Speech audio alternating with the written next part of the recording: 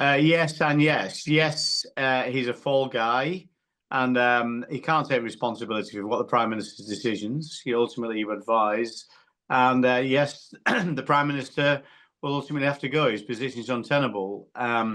It's not just about Mandelson. Massive scandal though it is. It's a huge, huge scandal.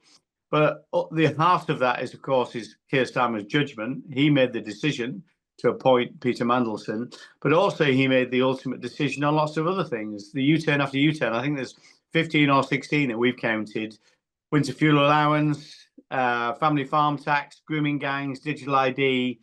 This government is inept, and ultimately the leader has to take responsibility for that. And when you've lost the confidence of the public, as I think he has, if you lost the confidence of your backbenchers and lost the confidence of your ministers, then there is no way back. And that's where the Prime Minister is. Well, we definitely made mistakes, and some of our leaders made mistakes in office. That's right. And I think this is a much bigger scandal than the Chris Pincher scandal, to be honest. I think corruption at the heart of government is something much, much bigger, as well as clearly the connections to a notorious paedophile. Who's somebody who would ruin the lives of many young people and their families. So I think this is much, much bigger than that. But the reality is, we were trying to cope with some big geopolitical events that were forced upon us in government. Of course, leaving the European Union, the COVID crisis, cost of living crisis. These are all geopolitical issues. The government is actually struggling at its own hand. All the problems it's faced, all those things I mentioned earlier, were self-inflicted decisions the government made, and there's having to reverse on. So people can see that Keir Starmer is weak. He's got no backbone. What the country needs is a strong leader with backbone. I believe that person is Kemi Badenoch. She's got a strong team. I'm delighted to be part of that team, and she's got a clear plan. That's what the country needs, and it cannot get that. It does not have that under Keir Starmer. I don't know that. So I can't tell you yes or no, but the offer is open. I'm sure that those thoughts are going through those backbenchers' minds right now, and ministers, whether to do it themselves or usually how these things happen is just a group of people, group of backbenchers, group of ministers go to the Prime Minister and say, your time's up. And I'm sure that thinking's going on right now.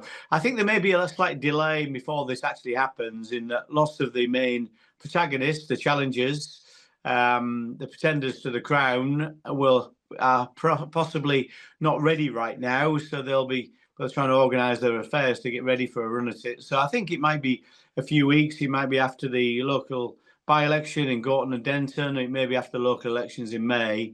But I think sooner or later that's going to happen. We don't hope to remove the Prime Minister. We want a Prime Minister that can govern properly, and this one can't.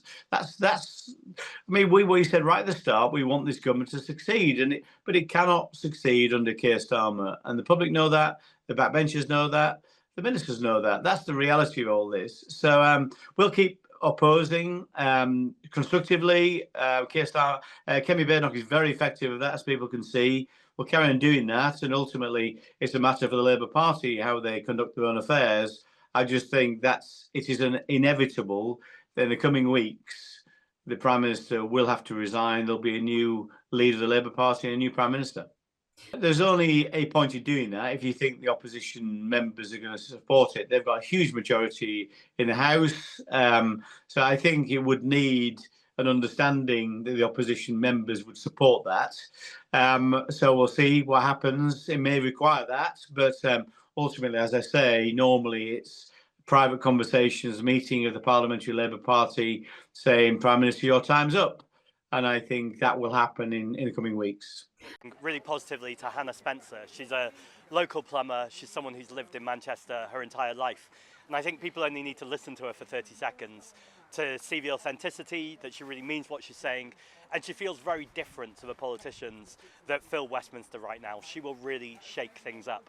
And whether it's on the doorsteps, whether it's in the streets, or right here in this park in Denton, you can see that people are excited to get their first Green MP in Manchester.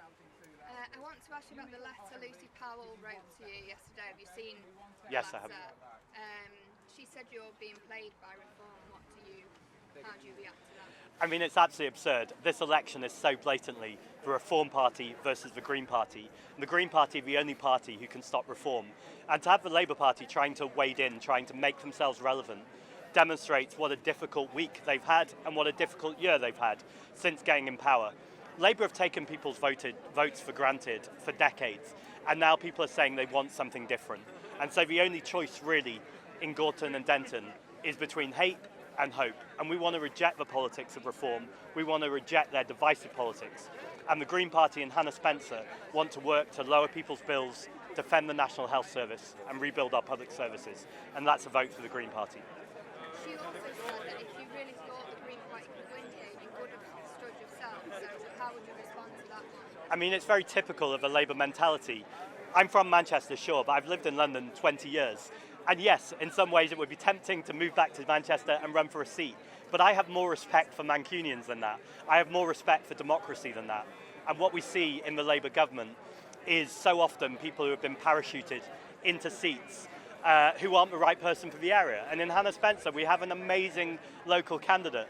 Why would I have come to Manchester when we can have brilliant candidates who are from the area, who live in the area, who can represent people in the area? And what I think it really reveals is Labour's attitude towards their local constituents.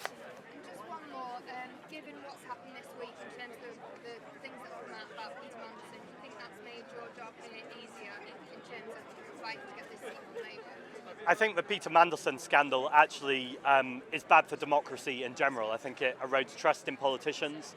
I think we already know that people deeply mistrust the political system, and actually I just think it reflects on everyone really badly. I do think Keir Starmer needs to go though. Keir Starmer knew that Peter Mandelson was still friends with a notorious paedophile, was still staying in his house, and he brought him into the heart of government because he knew he could whisper into Donald Trump's ear. That's a catastrophic level of misjudgment. It wasn't just one mistake with Keir Starmer, we've seen misjudgment after misjudgment. We know you only have to walk these streets for a few minutes to hear people's anger with the Labour government. It is time for Keir Starmer to step down, but I think ultimately this whole sorry affair demonstrates how broken our political system is, how we have politicians who have taken money from private healthcare, from oil and gas companies, from arms trade companies, from gambling companies. You don't get that with the Green Party. And with Hannah Spencer, once again, you get someone from the local community who's in politics not because she wants to be something, but because she wants to do something. And that's exactly what she'll do in Parliament. Thank you very much. Thank you. Appreciate